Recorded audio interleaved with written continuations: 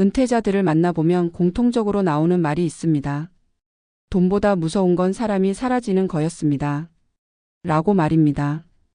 오늘은 사회적 관계가 끊어졌을 때 실제로 노년 생존 확률이 어떻게 떨어지는지, 그리고 왜 관계가 가장 강력한 장수 요인인지 실제 사례와 함께 풀어드리겠습니다.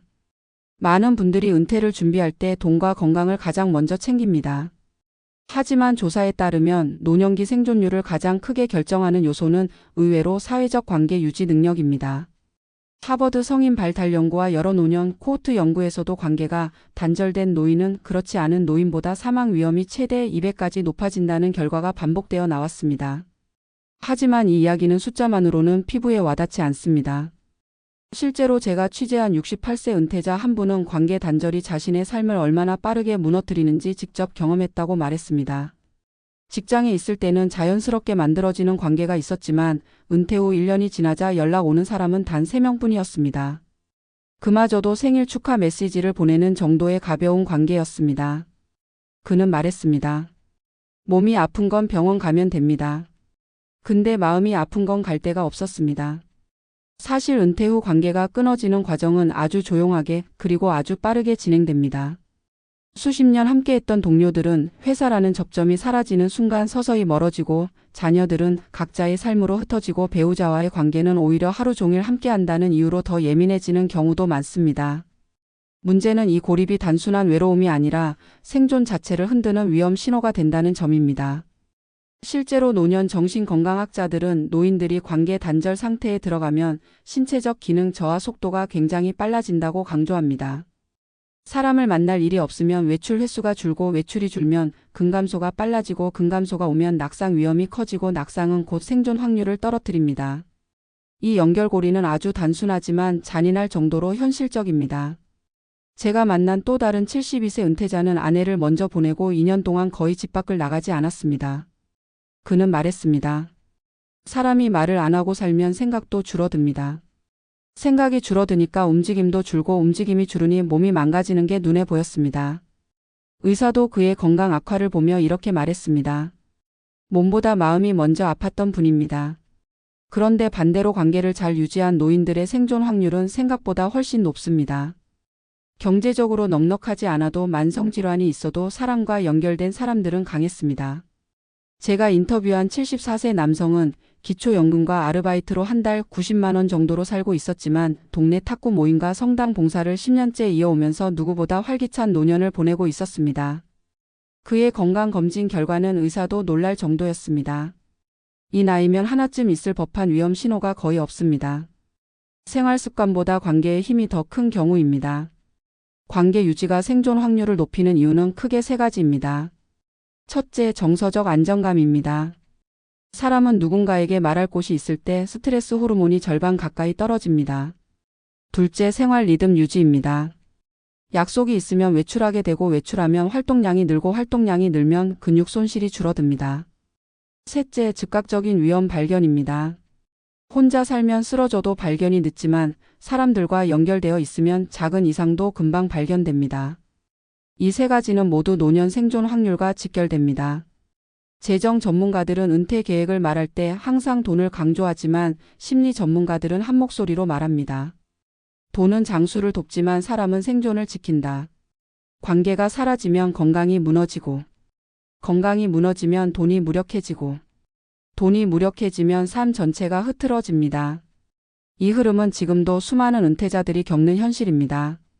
결국 은퇴 후 진짜 위험은 통장 잔고가 아니라 관계 잔고입니다. 누구를 만나고 있는가? 누가 나를 보고 있는가? 나는 누구의 일상에 필요한 존재인가?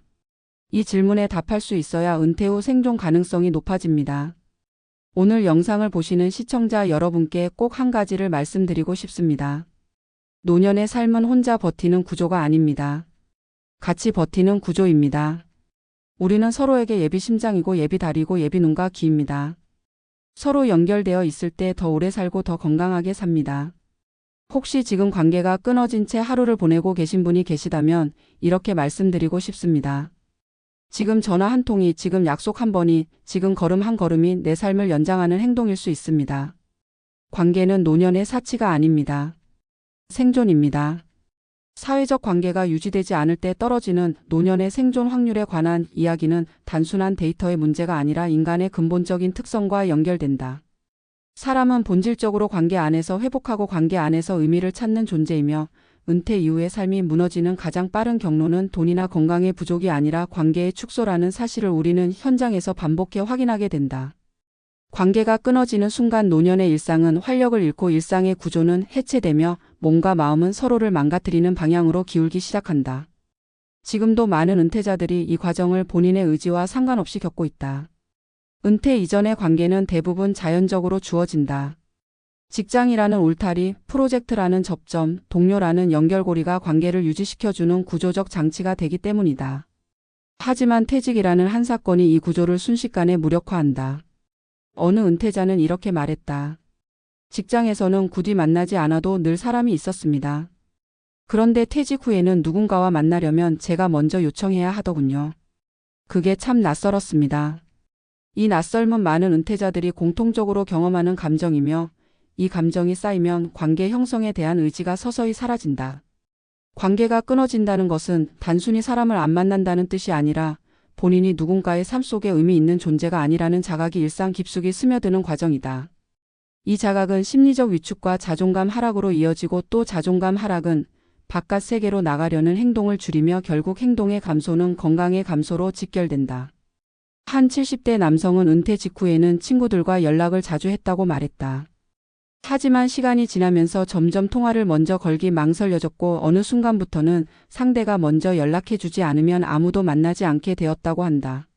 그렇게 6개월이 지났을 때 그는 자신의 몸이 한 번에 몇 살은 늙은 것 같다며 표현했다.